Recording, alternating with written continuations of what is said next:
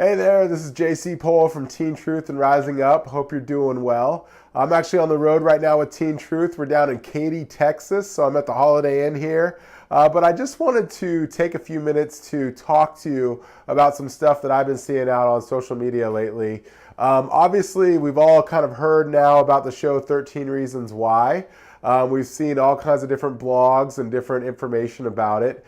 And so I just want to take the time to visit with you. I know many of the people that follow me here on Facebook or follow Teen Truth are either students or educators.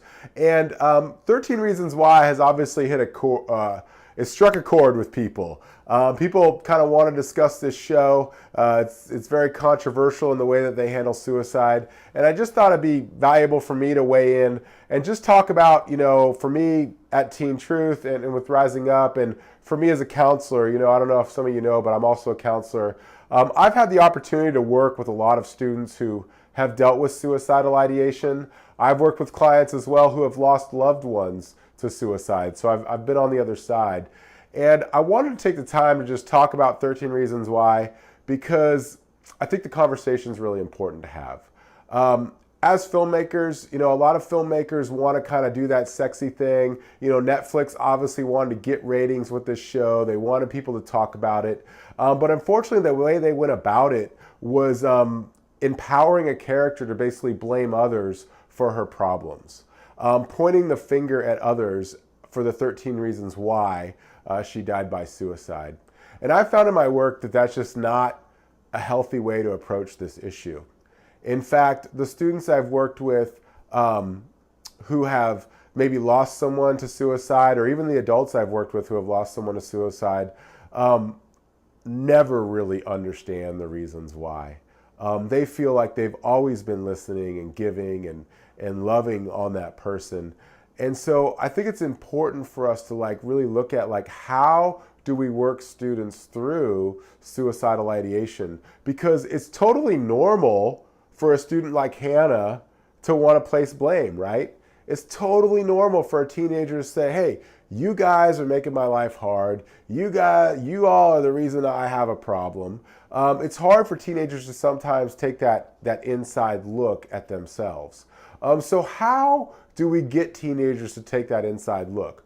Well, one of the things that I like to do is to help them figure out what their voice is. At Teen Truth, we talk about that over and over and over. What's your voice? Find your voice. How are you going to use your voice? And when I say that, what I really mean is how do you want to get connected in life? How do you want to get engaged?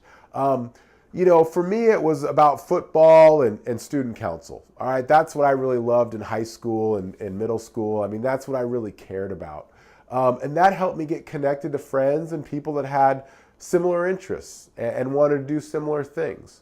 For you, maybe football and student council is not your thing. Maybe it's math, maybe it's science, maybe it's soccer, maybe it's music, maybe it's theater. I don't know what it is for you. But I encourage you, or if you're working with students, to really help them find what their voice is. Because what I've found is that when they get connected to something they care about, something they're passionate about, something that kind of gives them that voice in life, that suddenly pointing those fingers and blaming others and telling people, oh man, you're not listening to me, or you're not getting it, and that's why I'm so depressed, it really helps them have a stronger foundation so they can work through it. And that really leads me to the second thing I wanted to point out when it comes to how teens can work through suicidal ideation. And that is by getting connected with one charismatic adult. The research tells us, there's this guy named Dr. Robert Brooks. He's done a ton of research on resiliency. What is resiliency? It's the ability to take the hits, and keep moving forward. The ability to get knocked down and get back up. And he's done a ton of research on resiliency. And the thing that he's found that's the number one reason people are resilient, the number one thing that people point to when it comes to resiliency, is having one charismatic adult in their life. All of us, you could sit down with any adults and they would tell you that there was someone during high school or someone during those teenage years that lent that guidance, that gave that ear, that gave that advice, that helped that teenager kind of turn the corner. And I encourage you, if you're working with students or if you are a student, to really ask yourself, who are the charismatic adults in your life and what problems could you take to them? What advice can you get from them? What kind of insight can they give you? And really work hard to at least just find that one. You know, I meet so many students on the road, they're like, JC, I don't have one. I don't have anybody. I don't have nobody. And I find that hard to believe, all right?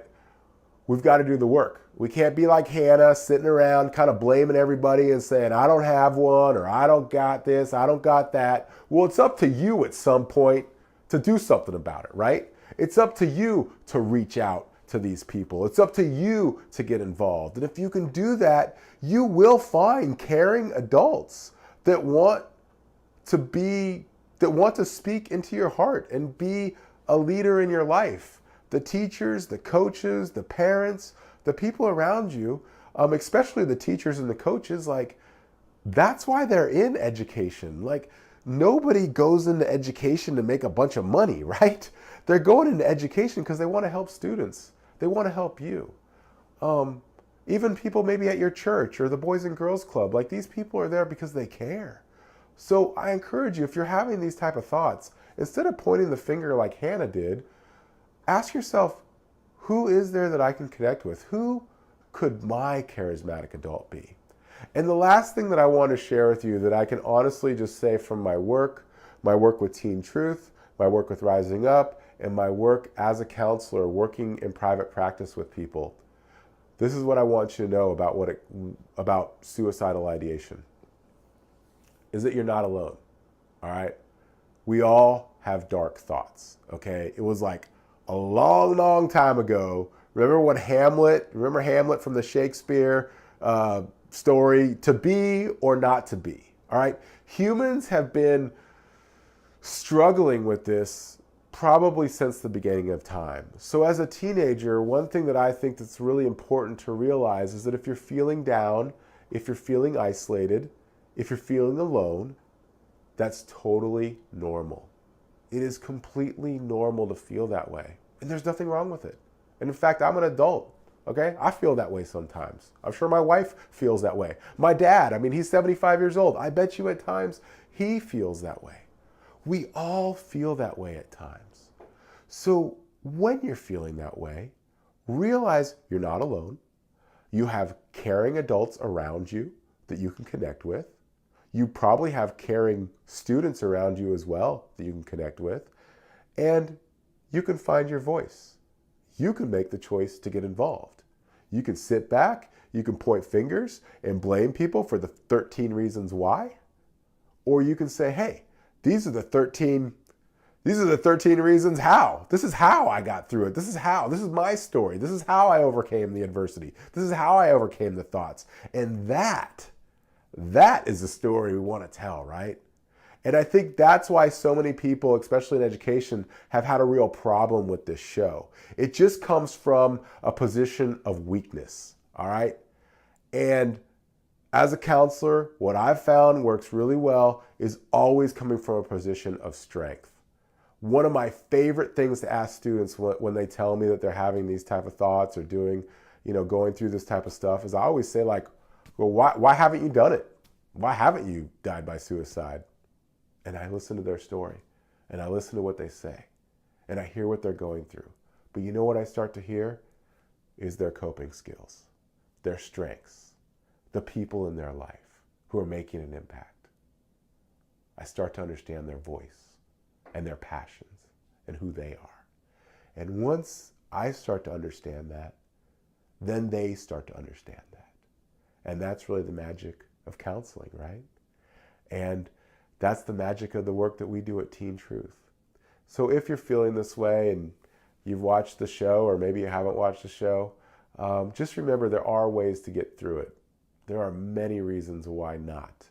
And that's kind of just my 10 minutes on the subject. So take it for what it's worth. Hit me up in the comments below. Let me know your thoughts. I'm sure some of you might want to talk about this. Again, if there's anything that we can do at Teen Truth to help you, if you're a student, feel free to reach out. We don't really have a helpline or anything, but we can definitely get you connected with a helpline. You can Google teenage helplines as well. And if you're a school counselor, an educator, an administrator, We'd love to help you develop a school culture where students aren't afraid to tell their truth, where students are empowered to find their voice on campus. And I know as an educator, administrator, or a school counselor, that's, probably what you care about. And we've found that with our school assemblies, our leadership summits, and our social emotional curriculum, that we can do just that. So anything that we can do to support you, you can reach me at teentruth.net or, of course, jcpohl.com. You can learn more about our curriculum at risingupcoaching.com. And of course, you can always find us right here on Facebook, YouTube, and sometimes Twitter. I don't really do that much, but I do Facebook. All right, so you can find me on Facebook or YouTube. Anything we can do to help, you let us know. You take care.